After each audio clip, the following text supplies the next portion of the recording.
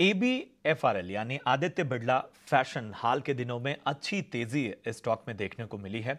Share के लिए आखिर तेजी के ट्रिगर क्या हैं, हमारे सहयोगी जिन्हें आपको बता रहे हैं। जी जिन्हें बताएं। तो अगर हम ABFRL की बात करें तो कल शेयर जो है करीब करीब 15% की तेज़ी दिखाई दी और इसके पीछे जो मेन कारण है एनालिस्ट बता रहे हैं 5 है। जो पहला ट्रिगर है वो है वैल्यूएशंस। अगर हम कंपनी की एवरेज वैल्यूएशन देखें 5 साल की तो EV/EBITDA वैल्यूएशन जो है 31 टाइम्स पर आ रही थी, लेकिन अगर हम 12 मंथ्स फॉरवर्ड वैल्यूएशंस देखें तो अभी EV/EBITDA वैल्यूएशंस 17.5 टाइम्स चल रही है।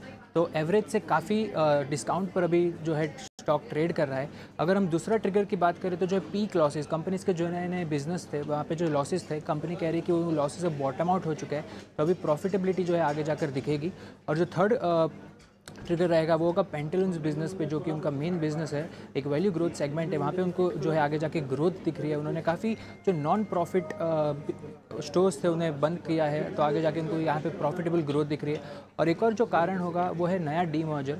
सो ABFRL जो है डीमर्ज होने जा रहा है मधुरा एंड लाइफस्टाइल ब्रांड्स में।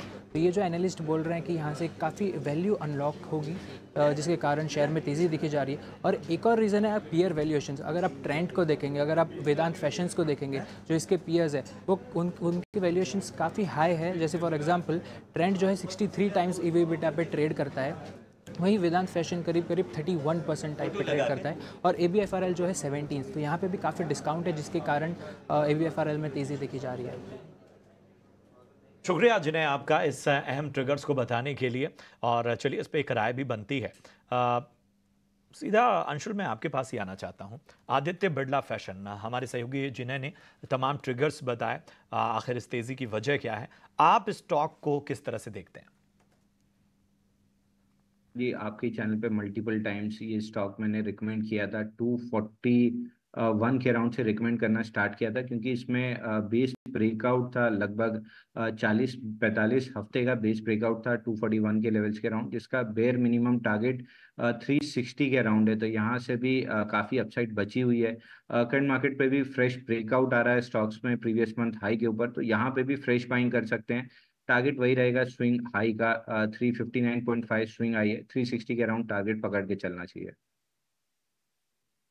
राइट, आगे बढ़ते हैं और नितिन अग्रवाल का सवाल हम यूट्यूब से लेंगे। और अंशुल आप ही के पास में आऊँगी। जियोजीत फाइनेंस 64 के भाव पे लिया हुआ है, होल्ड या सेल कि फ़िलहाल कोई लिमिट तो है नहीं, नियर टर्म आउटलुक आप इनको क्या रेकमेंड करेंगे? देखिए, मैं इसको होल्ड की रिकमेंडेशन दूंगा। इसमें 31 मंथ्स का कप एंड हैंडल पैटर्न का ब्रेकआउट था। करंट जो फॉल थी केवल ब्रेकआउट को रीटेस्ट करने आई है। यहाँ से फ्रेश ब्रेकआउट 104 रुपये पे बनेगा। 104 रुपये निकलते से स्टॉक में जबरदस्त तेजी डेवलप होगी 140-145 रुपये के लिए। तो अगर नहीं है तो फ्रेश बाई कर सकते हैं, अगर है तो होल्ड करना चाहिए। 104 रुपये निकलते से मोमेंटम बनना स्टार्ट होगा 145 तक के लिए।